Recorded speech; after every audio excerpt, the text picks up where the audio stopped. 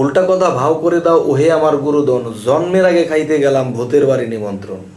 এখন এই কথাটা যদি কেউ বোঝে, তাহলে পিছনে যে কথাগুলো আছে সে বোঝার মতো তার জ্ঞান এসে যাবে।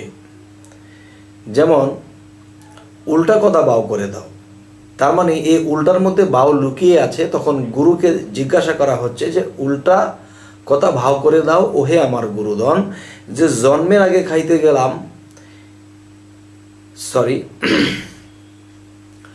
জন্মের আগে খাইতে গেলাম ভূতের বাড়ি নিমন্ত্রণ। তাহলে একটা মানুষের পৃথিবীতে জন্মই নেয় নাই, তাহলে ভূতের বাড়ি নিমন্ত্রণ সে কি করে খায়? আর ভূতের বাড়ি যেমন একটা বিষয়, এই যে মানব দেহটা একটা ঘর, আর ঘরেরই আরেকটা নাম আছে ভূত। যে জন্মের আগে খাইতে গেলাম ভূতের বাড়ি নিমন্ত্রণ। যেমন একটা ছেলে জন্মই নেয় নাই, তাহলে সে আবার নিমন্ত্রণ কি করে খায়?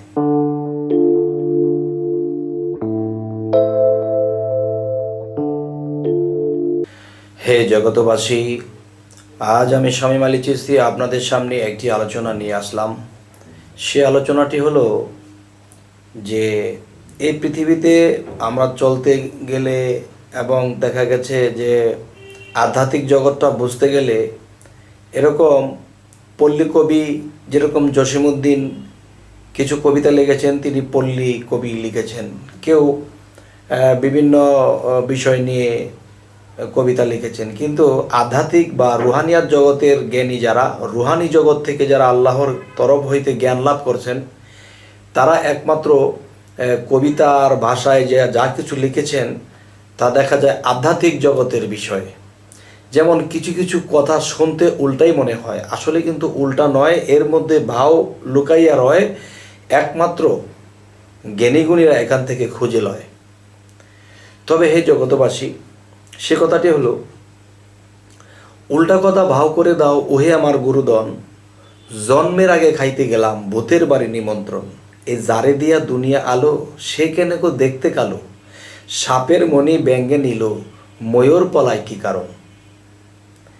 এই যে এখানে একটা কিছু বিষয়, যে আরেকটা কথা বলা হয়েছে যে হে গুরু ঠিক বলে যাও উল্টা তত্ত্বের বিবরণ।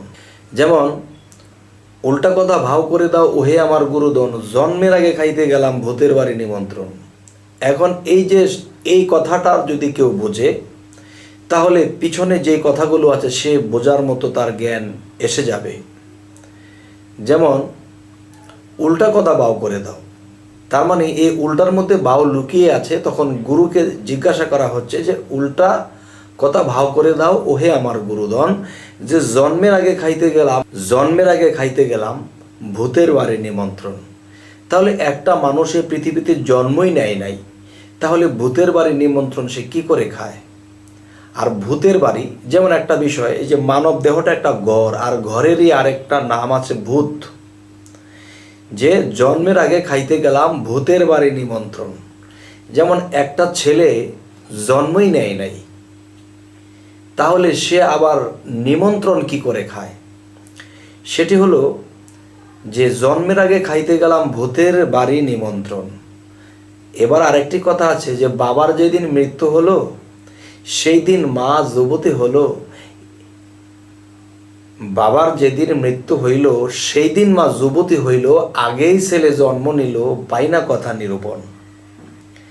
এরপরে আরেকটি কথা আছে যে পানির তলায় আগুন জ্বলে, শুকনাই দৌড়াদৌড়ি, বাবার বিয়ার তারিখ আনতে ছেলে গেল মামার বাড়ি। এই যে বিষয়টি, যে এই কথাটা যদি ব্যাখ্যা ভাঙ্গা হয় তাহলে উপরের ব্যাখ্যাটাও বোঝা হয়ে যাবে। সেটি হলো যে পানির তলায় আগুন জ্বলে, শুকনাই দৌড়াদৌড়ি, বাবার বিয়ার তারিখ আনতে ছেলে গেল মামার বাড়ি।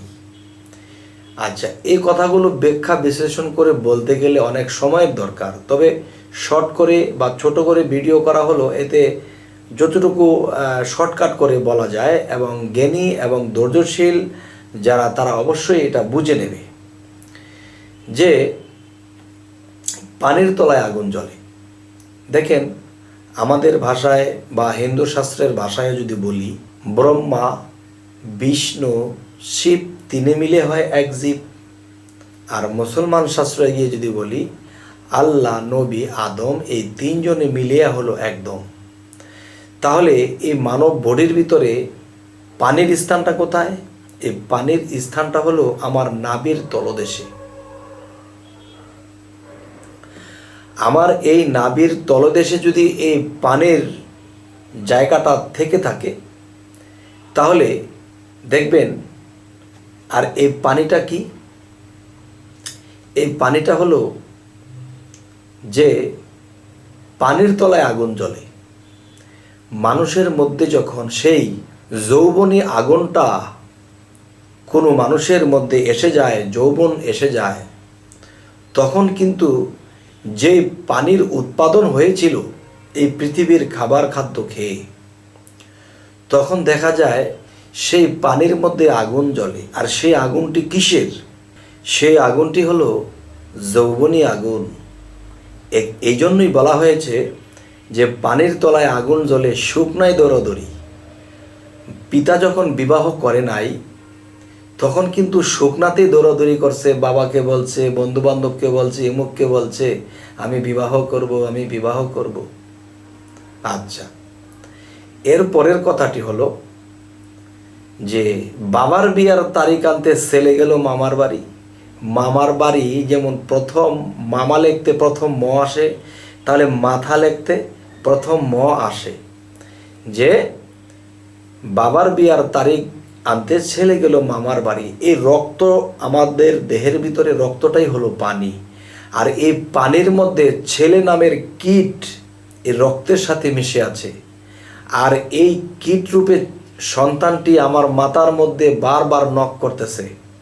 আর তখনই বাবা এই শুকনায় দৌড়াদৌড়ি করতেছে, বিবাহ করবে। তখন কীট রূপে সন্তান মাথায় পাতায় যখন ঘুরতে থাকে, মাথায় যখন কিরিবিরি হয়ে গেছে, তখন কি হলো?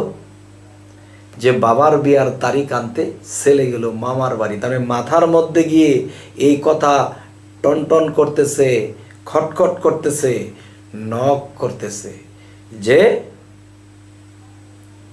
বাবার বিবাহ করতে হবে। যাই হোক, একটা গানের ব্যাখ্যা শেষ করতে 1 ঘন্টা সময় লাগবে। তবে আমি 2টি কলির কথা বোঝানোর চেষ্টা করলাম। হয়তো এই পরবর্তী ভিডিওতে আমরা আপনাদেরকে এই আলোচনাগুলো শোনাবো ইনশাল্লাহ। তো আজ এ পর্যন্তই রাখছি। সকলেই ভালো থাকবেন। আল্লাহ হাফিজ।